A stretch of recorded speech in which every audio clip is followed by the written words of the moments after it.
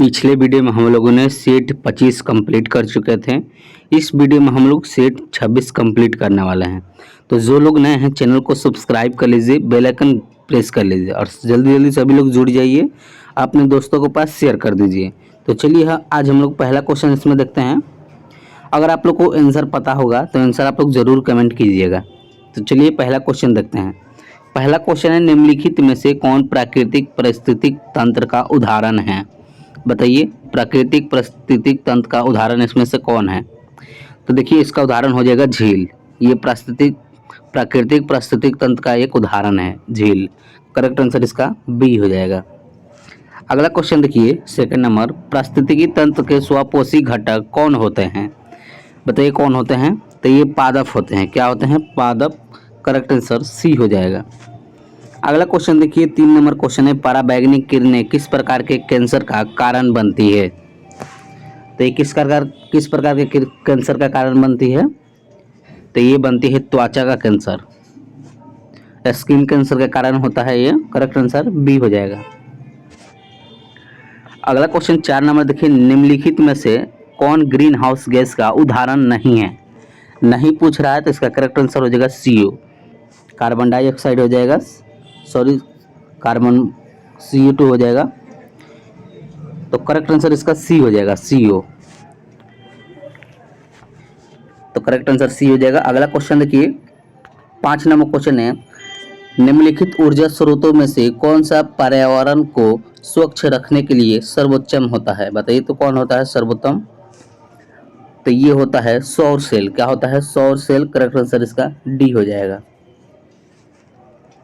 अगला question 6 number देखिए, जैव ईंधन के संबंध में निम्न में से कौन सा कथन सत्य नहीं है?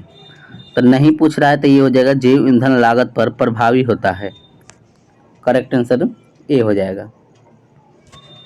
अगला क्वेश्चन 7 नंबर देखिए, अफ्रीका का सर्वोच्च पर्वत शिखर माउंट किलिमंजारो स्थित है। कहाँ स्थित है ये? तो ये स्थित है तंजानिया में। कहाँ स्थित है? तंजानिया में। करेक्ट आंसर इसका डी हो जाएगा। अगला 8 नंबर क्वेश्चन देखिए, भारत के किस भाग में लौटते हुए मानसून के कारण वर्षा होती है? तो ये होती है तमिलनाडु में। कहाँ होती है? तमिलनाडु में होती है। करेक्ट आंसर इसका सी हो जाएगा। अगला क्वेश्चन 9 नंबर देखिए, निम्नलिखित में से कौन सा हॉर्न ऑफ अफ्रीका के अंतर्गत नहीं आता है? तो अफ्रीका का अंतर्गत कौन नहीं आता है? तो बरमूडा नहीं आता है। करेक्ट आंसर इसका डी हो जाएगा। क्या हो जाएगा? डी। अगला क्वेश्चन देखिए 10 नंबर क्वेश्चन बोल रहा है, काजू की खेती के लिए कौन सी मिट्टी सर्वाधिक प्रयुक्त होती है? तो ये होती है, याद कर लीजिए, काजू की मिट्टी लिए लेटेराइट मिट्टी का उपयोग किया जाता है। करेक्ट आंसर इसका सी हो जाएगा। ये सबसे उपयोगी होता है ये इसमें। अगला क्वेश्चन देखिए 11 नंबर क्वेश्चन है, राष्ट्रीय जल संस्थान क्वेश्चन 11 नंबर, राष्ट्रीय जल संसाधन परिषद का गठन कब किया गया था? तो ये किया गया था, याद कर लीजिए, 1983 ईस्वी में। कब किया गया था? 1983 ईस्वी में। करेक्ट आंसर सी हो जाएगा। अगला क्वेश्चन देखिए 12 नंबर, भारत में कर्मचारी राज्य बीमा योजना की शुरुआत किस वर्ष की गई? तो ये की गई थी 1952 ईस्वी में। कब? 1952 ईस्वी में। करेक्ट आंसर बी हो जाएगा। अगला क्वेश्चन 13 नंबर देखिए, दिए गए विकल्पों में किसे सेवा क्षेत्र भी कहा जाता है? तो ये कहा जाता है तृतीय क्षेत्र को। किसको कहा जाता है? तृतीय क्षेत्र को। करेक्ट आंसर सी हो जाएगा। अगला क्वेश्चन देख लीजिए 14 नंबर, वास्तविक सकल घरेलू उत्पाद को किस पर मापा जाता है? तो ये मापा जाता है स्थिर दाब पर। किस पे? स्थिर दाब पर। करेक्ट आंसर डी हो जाएगा। अगला 15 नंबर क्वेश्चन देखिए, निम्नलिखित में से किसने धन के निष्कासन को अनिष्ट कहा जाता था? तो ये कहा जाता था, याद कर लीजिए, उपयुक्त सभी हो जाएगा। रमेश चंद्र दत्त को भी कहा जाता है, अशोक मेहता को भी कहा जाता है, दादा भाई नौरोजी को भी कहा जाता है। इसलिए इसका करेक्ट आंसर डी हो जाएगा। 15 का डी हो जाएगा। सॉरी, डी नहीं होगा इसमें, सी होगा। इसका करेक्ट आंसर सी हो जाएगा। दादा भाई नौरोजी को कहा जाता है। करेक्ट आंसर इसका सी हो जाएगा, सभी नहीं होगा। अगला क्वेश्चन 16 नंबर देखिए, राष्ट्रीय आय है। राष्ट्रीय आय क्या है? तो राष्ट्रीय आय ये होता है एनएनपी माइनस अप्रत्यक्ष प्लस इमदाद। तो करेक्ट आंसर इसका ए हो जाएगा। क्या हो जाएगा? ए।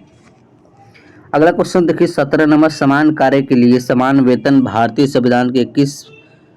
संविधान में निम्न में से किसमें सुनिश्चित किया गया है? तो ये किया गया है राज्य के निर्देशक तत्वों में। करेक्ट आंसर बी हो जाएगा। अगला क्वेश्चन देखिए 18 नंबर, निम्नलिखित में से किसको अपने कर्तव्य को पालन में भारत के राज्य क्षेत्र में सभी न्यायालयों में सुनवाई का अधिकार है? तो ये हो जाएगा महान्यायवादी। किसमें? महान्यायवादी में। करेक्ट आंसर ए हो जाएगा। अगला देखिए 19 नंबर क्वेश्चन है, निम्नलिखित में से किस संविधान संशोधन द्वारा लोकसभा तथा विधानसभाओं की सीटों की संख्या में वर्ष 2026 तक कोई परिवर्तन नहीं करने का प्रावधान किया गया है? बताइए किसमें किया गया है? तो ये किया गया है 84वां संविधान संशोधन में। करेक्ट आंसर ए होगा। अगला क्वेश्चन 20 नंबर देखिए, संविधान के किस अनुच्छेद के अंतर्गत संघ की कार्यपालिका संबंधित शक्ति राष्ट्रपति में निहित है? बताइए किस अनुच्छेद में बोला गया है? तो ये बोला गया अनुच्छेद 53 में। किसमें? अनुच्छेद 53 में। करेक्ट आंसर बी हो जाएगा। अगला 21 नंबर क्वेश्चन है, एक वर्ष में कम से कम कितनी बार संसद की बैठक होना आवश्यक है? बताइए कितनी बार? तो कम से कम 2 बार होना चाहिए। कितने बार? 2 बार। करेक्ट आंसर बी हो जाएगा। अगला क्वेश्चन देखिए, क्वेश्चन है 22 नंबर, भारत में एक नया राज्य सृजित करने वाला विधेयक को पारित होना अनिवार्य है। देखिए इसका करेक्ट आंसर क्या होगा 22 का? तो 22 का हो जाएगा संसद में साधारण बहुमत द्वारा। किसके द्वारा? संसद में साधारण बहुमत द्वारा। करेक्ट आंसर बी हो जाएगा। अगला क्वेश्चन देखिए 23वां क्वेश्चन है, भारत में पंचायती राज व्यवस्था का शिल्पी किसे कहा जाता था? तो ये कहा जाता है, याद कर लीजिए, बी आर मेहता को कहा जाता है। करेक्ट आंसर सी हो जाएगा। अगला क्वेश्चन देखिए 24वां क्वेश्चन है, निम्नलिखित में से किस अधिनियम द्वारा अप्रत्यक्ष चुनाव प्रणाली की शुरुआत हुई है? तो ये हुई है किसके द्वारा? तो करेक्ट आंसर इसका हो जाएगा 1992 ईस्वी का भारत परिषद अधिनियम के द्वारा। करेक्ट आंसर बी हो जाएगा। क्या हो जाएगा? बी। अगला क्वेश्चन देखिए 25 नंबर, लिखित संविधान की अवधारणा किस देश की देन है? तो बताइए किस देश की देन है? तो ये देन है फ्रांस की। किसकी है? फ्रांस की देन है। अगला क्वेश्चन देखिए 26वां क्वेश्चन है, उड़ीसा में कोणार्क मंदिर का निर्माण किसने करवाया था? बताइए किसने करवाया था? तो ये करवाया था, याद कर लीजिए, राजराज प्रथम ने। किसने करवाया था? राजराज प्रथम ने करवाया था। अगला क्वेश्चन देखिए 27वां क्वेश्चन है, सल्तनत काल में सबसे बड़ा साम्राज्य किसका था? तो सबसे बड़ा साम्राज्य था मोहम्मद बिन तुगलक का। क्या किसका था? मोहम्मद बिन तुगलक का था। अगला क्वेश्चन 28वां देखिए, सल्तनत काल में गैर मुसलमानों से लिया जाने वाला धार्मिक कर क्या कहलाता था? बताइए क्या कहलाता था? तो ये कहलाता था जजिया लगता था। अगला क्वेश्चन देखिए, क्वेश्चन है 29 नंबर, शाहजहां के शासनकाल में आए विदेशी यात्री पर विचार कीजिए। देखिए विचार करना है, इसमें है वर्नियर, ट्रेवनियर, मनुची, बारबोसा। उपयुक्त यात्रियों में से कौन एक शाहजहां के काल में नहीं आया था? नहीं पूछ रहा है, तो बताइए इसमें से कौन नहीं आया था? तो इसमें बताइए कौन नहीं आया था? तो ये देखिए बारबोसा नहीं आया था, लेकिन सभी आए थे, बारबोसा नहीं आया था। तो इसलिए इसका केवल 4 इसका करेक्ट आंसर हो जाएगा। क्या हो जाएगा? 4। करेक्ट आंसर सी हो जाएगा 4, केवल 4। अगला क्वेश्चन देखिए 30वां क्वेश्चन बोल रहा है, निम्नलिखित किस शासनकाल का उल्लेख राज बैठकर हाथियों का शिकारी के रूप में किया जाता था? बताइए किसके रूप में किया गया है? तो ये किया गया है देवराय द्वितीय। क्या हो जाएगा? देवराय द्वितीय के समय। अगला 31वां क्वेश्चन देखिए, गिरनार अभिलेख निम्नलिखित में से किस शासन से संबंधित है? बताइए किस शासन से संबंधित है गिरनार अभिलेख? तो ये संबंधित है रुद्रदामन। किससे संबंधित है? रुद्रदामन। अगला क्वेश्चन देखिए, क्वेश्चन है 32 नंबर, शैव मत का सबसे पुराना संप्रदाय। बताइए शैव मत का सबसे पुराना संप्रदाय कौन है? तो सबसे पुराना संप्रदाय हो जाएगा पशुपति। क्या हो जाएगा? पशुपति। अगला क्वेश्चन देखिए 33वां क्वेश्चन है, कितने वर्ष कठिन तपस्या के बाद भगवान बुद्ध को ज्ञान की प्राप्ति हुई?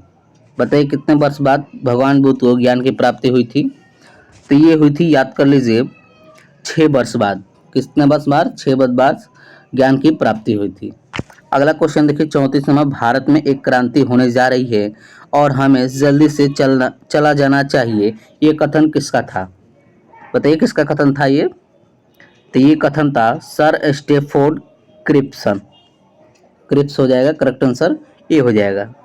अगला देखिए क्वेश्चन है 35वां क्वेश्चन है, महात्मा गांधी द्वारा चलाया गया प्रथम जन आंदोलन था। बताइए कौन आंदोलन सबसे पहले चलाया गया था महात्मा गांधी द्वारा? तो ये चलाया गया था असहयोग आंदोलन। कौन चलाया गया था? असहयोग आंदोलन। अगला क्वेश्चन 36 नंबर देखिए, भारत में मिट्टी बचाओ आंदोलन कहाँ से प्रारंभ हुआ? तो ये प्रारंभ हुआ महाराष्ट्र से। कहाँ से? महाराष्ट्र से। अगला क्वेश्चन देखिए 37 नंबर, गांव में आयोजित होने वाला भारतीय राष्ट्रीय कांग्रेस का प्रथम अधिवेशन कब हुआ था? तो ये हुआ था 1937 ईस्वी में। कब हुआ था? 1937 ईस्वी में। अगला क्वेश्चन देखिए 38 में, सुभाष चंद्र बोस को देश नायक की उपाधि किसके द्वारा दिया गया था? तो ये दिया गया था रविंद्रनाथ टैगोर के द्वारा। किसके द्वारा? रविंद्रनाथ टैगोर के द्वारा। अगला क्वेश्चन देखिए 39वां, शक्कर के मिश्रण के दौरान कौन सा यौगिक हमेशा बनता है? कौन सा यौगिक बनता है? तो ये बनता है इथाइल अल्कोहल। क्या बनता है? Ethyl alcohol. अगला क्वेश्चन है, रक्त कैंसर को नियंत्रित करने में किस समस्थानिक का उपयोग किया जाता था? तो ये किया जाता है कोबाल्ट 60। किसको किया जाता है? कोबाल्ट 60 का उपयोग। अगला क्वेश्चन 41वां है, निम्नलिखित में से किस प्रकार के कोयले में कार्बन की मात्रा सबसे अधिक होती है? किस प्रकार के कोयले में होती है? तो ये होती है एथरासाइट कोयला में। किसमें? एथरासाइट कोयला में। अगला क्वेश्चन देखिए 42वां, निम्नलिखित में से कौन नाफ्टा का सदस्य देश नहीं है? बताइए नाफ्टा का सदस्य देश इसमें से कौन नहीं है? तो ग्रेट ब्रिटेन नहीं है। कौन है? ग्रेट ब्रिटेन नहीं है। अगला क्वेश्चन देखिए 43वां क्वेश्चन है, निम्नलिखित में से कौन सा रसायन रक्त कोड यानी ब्लड बैंक में मिलाकर रखा जाता है? तो ये रखा जाता है, याद कर लीजिए, सोडियम नाइट्रेट एवं डेक्स्ट्रो। करेक्ट आंसर इसका डी हो जाएगा, बी एंड सी दोनों। अगला क्वेश्चन देखिए क्वेश्चन है 44 में, निम्नलिखित में से कौन हरित गृह गैस नहीं है? बताइए कौन नहीं है इसमें? तो ये हो जाएगा ऑक्सीजन नहीं है। क्या नहीं है? ऑक्सीजन नहीं है। अगला 45वां क्वेश्चन है, दूरदृष्टि दोष में प्रतिबिंब कहाँ पर बनता है? बताइए कहाँ पर बनता है? तो ये बनता है रेटिना के पीछे बनता है। कहाँ बनता है? रेटिना के पीछे बनता है। अगला क्वेश्चन 46 में है, भू स्थिर उपग्रह के संबंध में निम्न में से कौन सा कथन सत्य है? सत्य यानी सही कौन है इसमें से देखना है। तो सही हो जाएगा, यह एक स्थित ऊंचाई पर घूमता है। करेक्ट आंसर डी हो जाएगा। क्या हो जाएगा? डी। अगला देखिए 47वां क्वेश्चन है, यदि कोई वस्तु वृत्तीय पथ पर एक समान डैश डैश से चलती है तो उसकी गति को एक समान वृत्तीय गति पर कहा जाता है। क्या कहा जाता है? तो उसको हम लोग कहते हैं चाल। क्या कहते हैं? चाल कहते हैं। करेक्ट आंसर डी हो जाएगा। अगला क्वेश्चन देखिए 48वां, किसी वस्तु का समतल दर्पण द्वारा बनाया गया प्रतिबिंब कैसा होता है? तो ये होता है पार्श्व तथा उल्टा होता है। करेक्ट आंसर सी हो जाएगा। अगला क्वेश्चन देखिए 39वां क्वेश्चन है, जल विद्युत का उत्पादन निम्न में से किस सिद्धांत पर कार्य करता है? बताइए किस सिद्धांत पर कार्य करता है? तो ये कार्य करता है, याद कर लीजिए, ये कार्य करता है गुरुत्वीय स्थितिज ऊर्जा पर और ऊर्जा संरक्षण के सिद्धांत पर। तो करेक्ट आंसर इसका ए हो जाएगा, केवल 1 तथा 2। करेक्ट आंसर ए हो जाएगा। अगला 50वां क्वेश्चन देखिए, इलेक्ट्रोलाइटिक सेल ऊर्जा का परिवर्तित करता है। बताइए किसको परिवर्तित करता है? तो ये परिवर्तित करता है विद्युत ऊर्जा को रासायनिक ऊर्जा में। किसको करता है? विद्युत ऊर्जा को रासायनिक ऊर्जा में परिवर्तित कर देता है। तो करेक्ट आंसर इसका क्या हो जाएगा? ए हो जाएगा। करेक्ट आंसर ए हो जाएगा। तो आज हम लोगों ने सेट कंप्लीट कर लिया, सेट 26। अगले वीडियो में हम लोग देखेंगे सेट 27 देखने वाले हैं। तो वीडियो अच्छा लगे वीडियो को आप लोग लाइक कीजिए, चैनल को भी सब्सक्राइब कर लीजिए।